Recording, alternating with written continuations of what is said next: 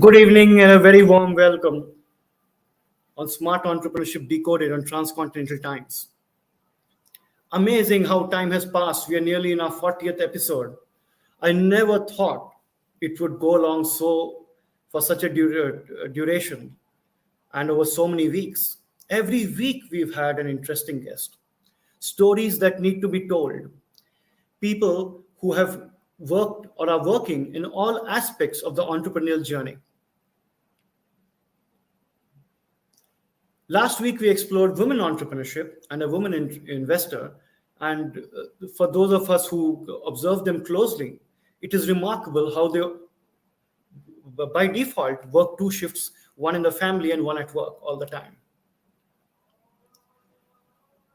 In your entrepreneurial journey, whoever you meet till you become wildly successful, and that proportion is very small, you're always told about what you don't know.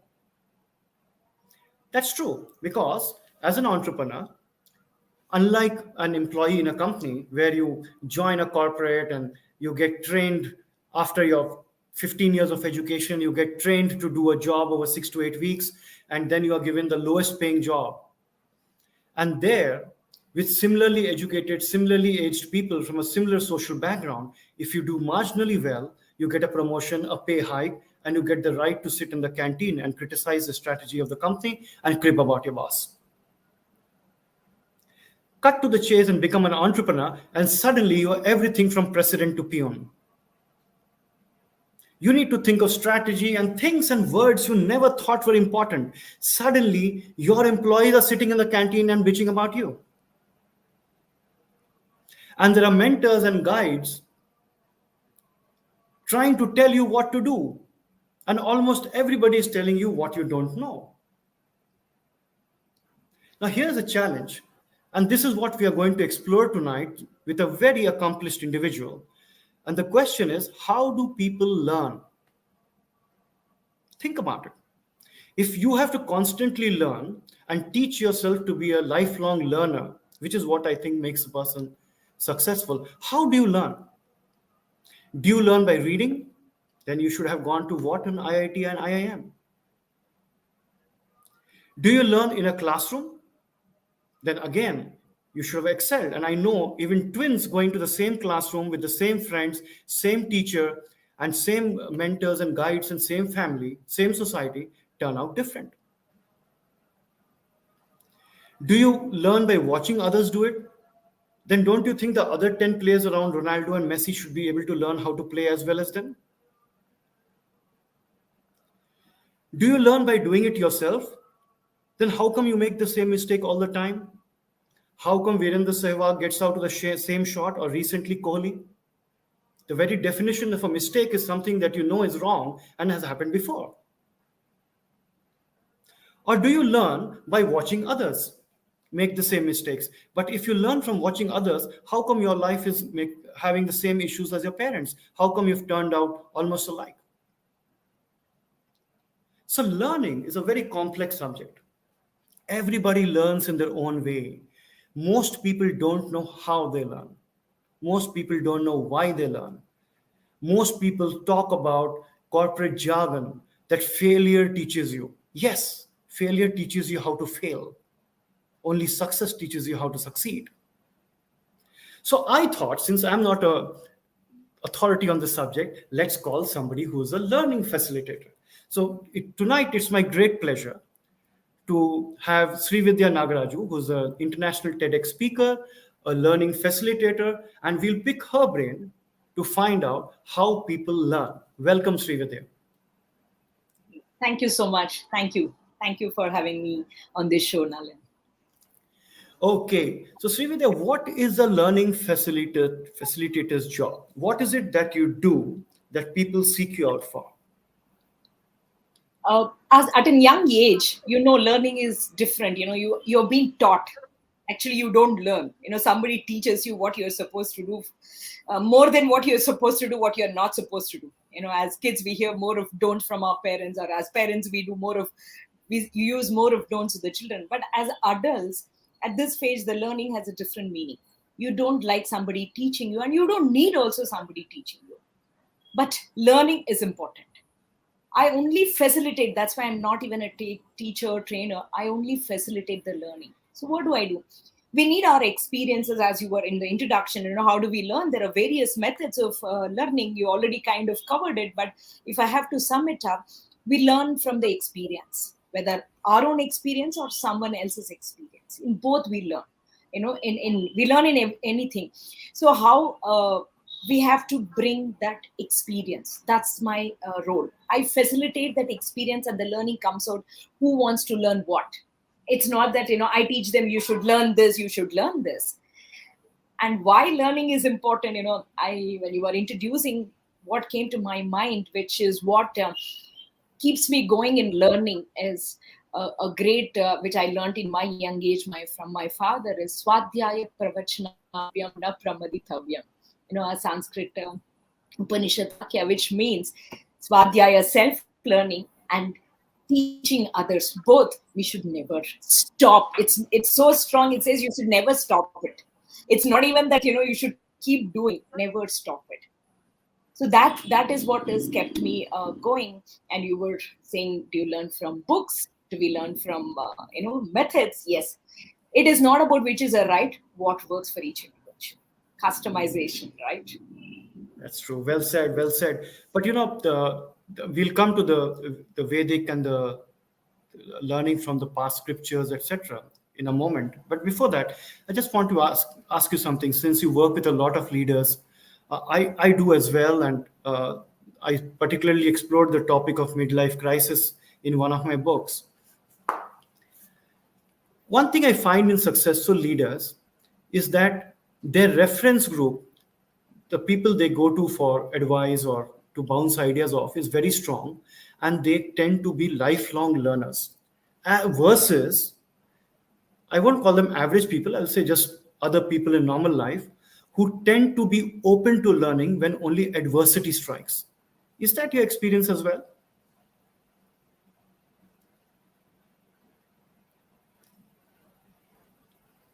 Okay, we seem to have momentarily lost Srividya. Moment she joins back, we will continue. But you will notice this very often. The point I was trying to make, that a lot of us, we actually open our mind to learning and listen to other people, be it our spouse, be it our children, be it our parents, be it our teachers, be it our colleagues, be it our boss, when adversity strikes, when things are not going well, when there is some issue or the other that is not going as per our plan or as per our liking. Whereas what I observe in successful leaders is that they are constantly learning, constantly trying to keep up, constantly trying to know what next, how they can improve, even when things are going well. That's one trait. The other very important trait that I have noticed in my experience is how good leaders take feedback. I'll give you an example. Most of the time, take your appraisal at your job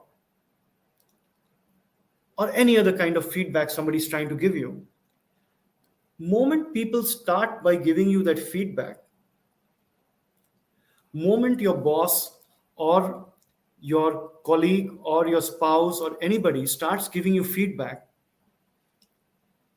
your first reaction is to start thinking of how I respond to this. You're not listening to the feedback, you're thinking about how I respond to the feedback. Great leaders that I have noticed are not only lifelong learners, but when you give feedback, they do one very important thing. They keep their mouths shut and ears open. They listen. They sleep over it, and any reaction, response, etc., is after they have thought it through. Srividya, welcome back. But what is your Yes, experience? sorry for that Leaders? interruption. I'm not sure what happened, but sorry for that. No problem. Extremely The sorry. audience had the pleasure of hearing me ramble on rather than hear your insights. Go ahead. What is your experience of leaders when it comes to their learning? I can't hear you clearly. Just give me a second, please. Sorry, just give me a Sure. second.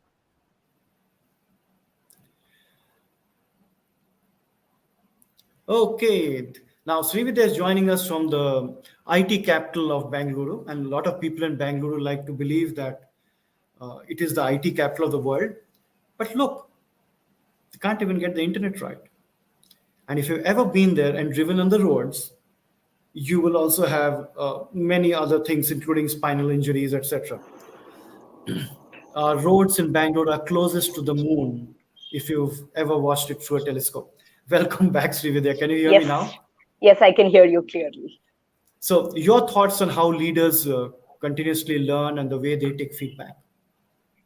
Um, there are multiple ways one can learn, as you already mentioned. As leaders, I think it's very important.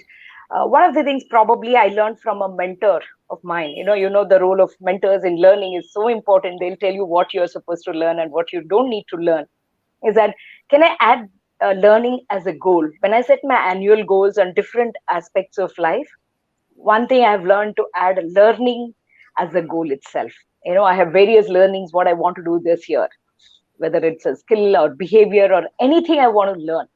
I think that's a big habit for a leader to adopt based on whatever the feedback you've received or what you want to achieve, connected to your own ambitions, your goals. Add a learning goal which is supportive. And a lot of people think learning should you should learn only in your own domain, whatever you're doing. But I think learning something totally different out of your domain space also gives you a lot more what do I say, holistic perspective, especially as a leader. I think leaders, I would always strongly say they should definitely learn something more, something beyond what their normal domain, your own domain space. That is definitely something. It has worked well for me personally, and thanks to my mentors. So, to your mind today, if we take India and leave politics aside for a moment, because that is very divisive in today's society, Right. who would you consider as role model leaders that young people can follow? Personally, I would again, being an Indian, I would say the great young leader for us is Swami Vivekananda, evergreen. There's completely every time I get so much inspired by every quote of him. Very simple quotes. I think that's amazing. A very simple, even he's covered everything aspect of self-love. He says if you don't spend time with your own self, you will you miss meeting an important person. From that to all aspects of leadership, for me is personally inspired. Another person I have personally been inspired to keep learning or as a leader is Dr. APJ Abdul Kalam, because I had the opportunity to personally meet and get inspired in person. So that's been another great journey for me. That's very lucky of you. So, I'm going to now get into an area that you have spoken about in Mhm. your TED Talks and in other public forums, which is learning through ancient scriptures and learning Right. through, even you mentioned Swami Vivekananda, you mentioned Abdul Kalam, he also is no more. Why is it that we have to go back so far back in time to figure out the future and today?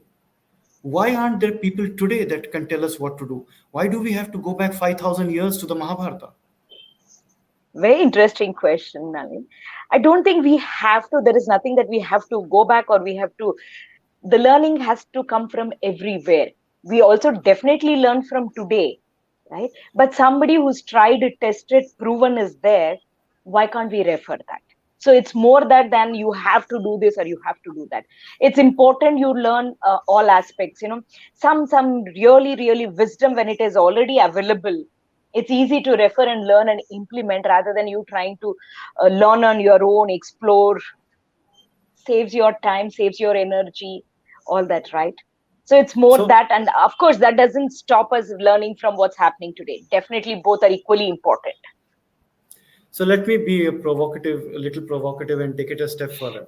Sure. So these ancient texts are at a time when we are talking of horse carriages, bows, arrows, not the internet and not Industry 4.0. Right. Are is it because there is a halo effect of religion that people listen to this? Is it because There are success stories and people like to listen only to the successful people. Can you not learn from everywhere around you today? Do you have to open a 5,000-year-old text to learn what you need to do today?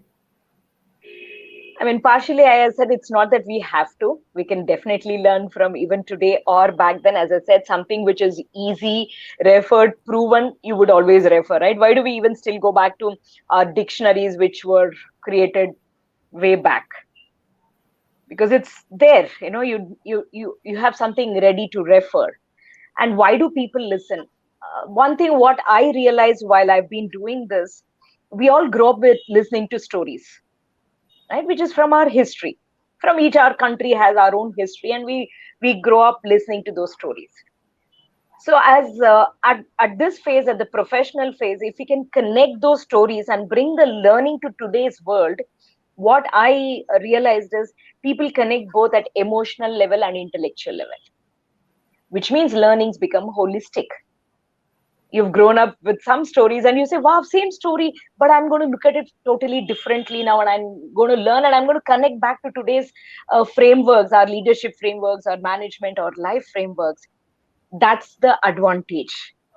So do you think with the same intensity, we should also teach what not to learn from them? Of course, why not? Both are equally important. That's what the stories are meant for. Any story, you have to learn both. What works well, what doesn't work well. There's nothing that you have to say, blindly follow it. It's only a story. You want to learn from it the way you want to learn it, right? What works for you. Okay, let's get back to leadership and entrepreneurship. Entrepreneurship is right now going through a golden run in India, right? Everybody Right. is an entrepreneur. It's socially acceptable. It's Correct. fashionable.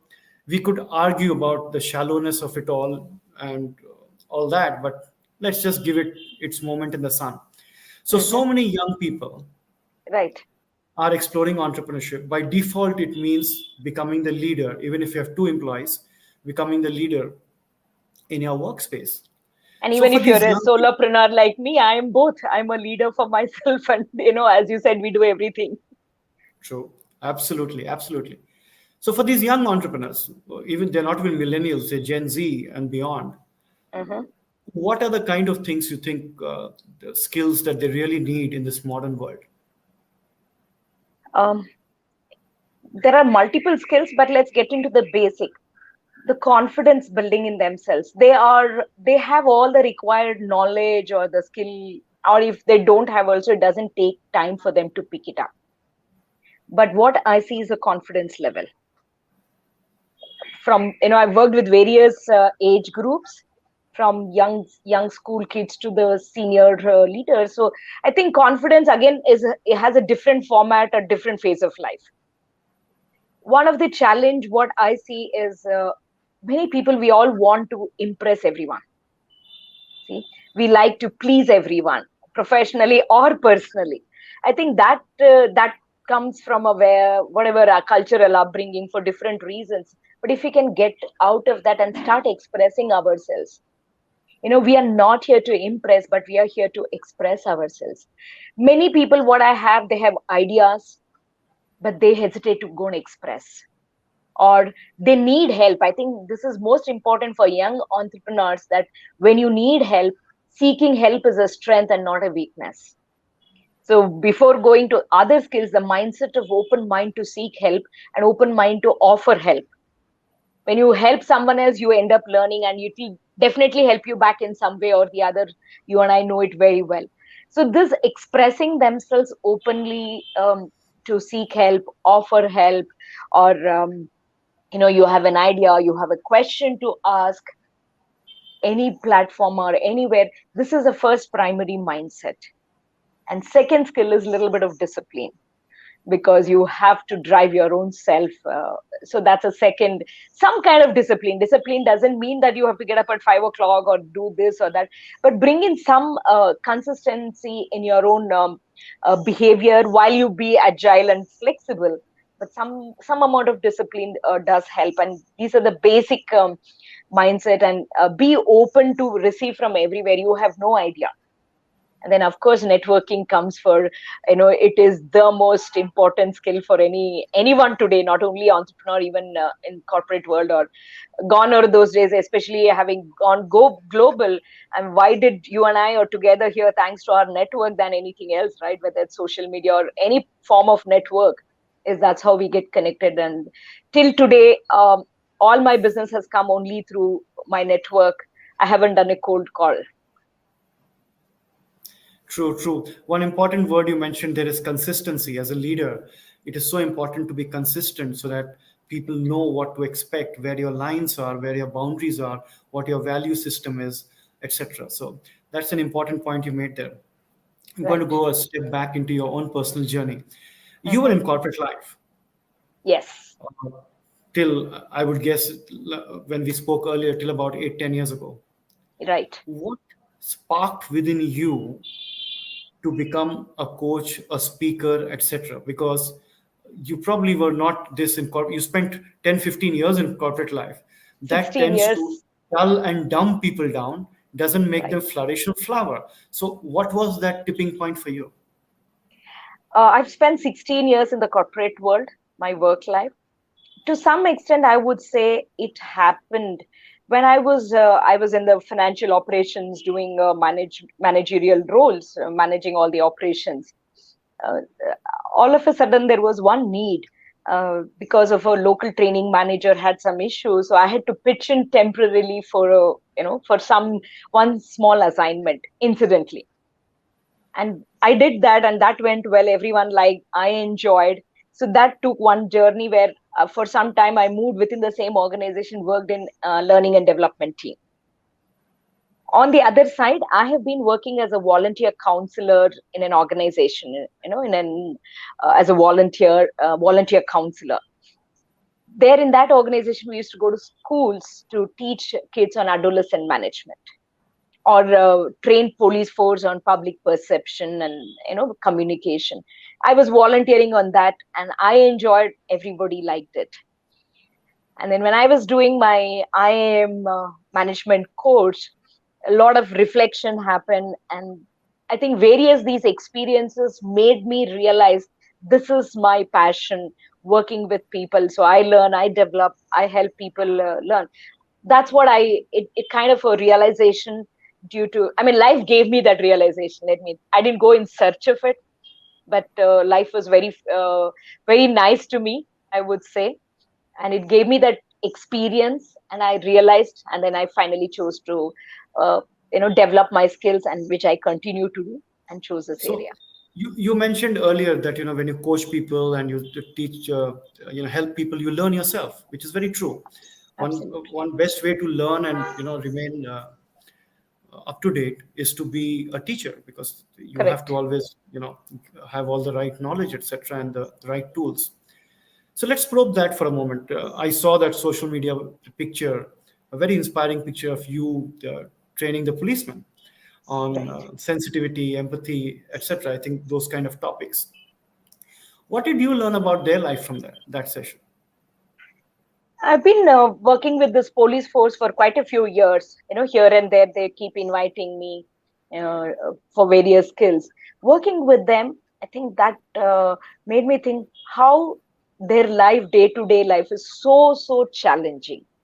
When we see, we are only say, "Oh, police," all that. But when you sit with them and listen to their stories, we are so blessed. They stand on the road in the hot or the rain or the cold, doesn't matter. They're always, and I've seen people, they work through the night, morning, something happening, they get a call, they just have to get up and show up. They have no choice. Unlike many of us, they have no choice. So any program when I do, I think I feel that's one opportunity for me to express my gratitude to the service they are doing in my own little way. Interact with them, respect with them. Every time I say, you are doing such a thankless job, and because of you're all there, we are safe, or we are more peaceful to lead our own lives. So it's very interesting to know each profession when you work with. I mean, for me, I've worked with different industries. When you work with healthcare, you get different learnings.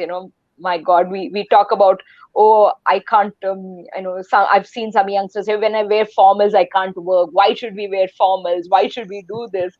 And these highest of the doctors come in their uniform, and everybody is same. In fact, one of the things, if you want to learn, I think one of us, just we have to go sit for 2 hours in an emergency ward. Just sit and observe what's happening. It will bring you back, and I think you will become more grateful for what we have. So these are the different ways we need to learn, not just in a formal learning environment, sit in a course and do an online course or read a book, all that we need to do. But in addition, I think spending time with different places and sit and observe, there's tremendous learning we get. So one of the things that we notice nowadays because of social media, that often there are more mentors and guides than people seeking them now. Is over the years, have you noticed a change in the things that people seek help for today? Right. I am very old, right? From in my time, it was very different. The kind of the things people sought help for. Today, in my view, and I may be completely wrong, sometimes I feel the things that seek help for is very shallow. But I'm from a different generation, so I could be completely wrong. Has it changed every 2-3 years? Is the things people are seeking help for changing? I think what I see now is, I think people have become more open to seek help. The taboo attached to this counseling, mentoring, coaching has definitely changed. Earlier thought, if I'm getting mentored, coach, or something is wrong with me, or if I'm getting counseled, I am not okay. Those taboos have been, the stigmas have been much reduced, I would say. People are definitely more open for seeking help, which is a very positive change. Whether they start for a shallow or go deeper, that could be a different thing, but at least I'm very glad people have started seeking help. That's true. In fact, a few years ago, I saw a movie where Shah Rukh Khan was a life coach. He did Right. everything right, except that he shouldn't have said it's 3,000 rupees an hour, because that kind of pulled down a lot of rates. So he Yeah, should people have have charged. become much more open. We see now people True. talk so openly. I mean, I've been also a counselor, which is a volunteer work. So we have a lot more people coming and approaching us on a personal front, and even on mentoring. I've been mentoring or coaching some of the very senior folks. So they've become open. They realize initially somebody needs to push them, say, no, it is important, go give it a try. But after that, after 1-2 session they spend with, better about the Yeah. coaching So, and mentoring, so we're how completely they out of learn. time, but I really want to ask a question which is more personal for me uh, Right. than anything else, and get your view on that. When we coach people, of course, we are supposed to be professional. This. At the end of the day, we are human. Right. We keep coaching people and say remain professional, but you must have high EQ, you must have high empathy, blah blah blah, and then Correct. you tell people to do the exact opposite. So, as a coach, when you coach people, how much does it drain you emotionally, and how do you deal with that? Very good question. This happens more as a counselor for us than as a coach. I think you Mhm. have to learn to unwind yourself. So your own lifestyle plays a big role here. Individually, our own lifestyles, when I say you or me or any one of us, our own lifestyle, how we practice to unwind what you're doing, and not carry this. So, it, how it do is a you? For me, I think thankfully I'm able to use a simple technique called parking lot. Mhm. Okay, What's that? whatever I'm doing right now, this, once I'm done, I will not carry it forward. So I have a parking lot, so I park it there. I said I don't need this now for the next wherever I'm going.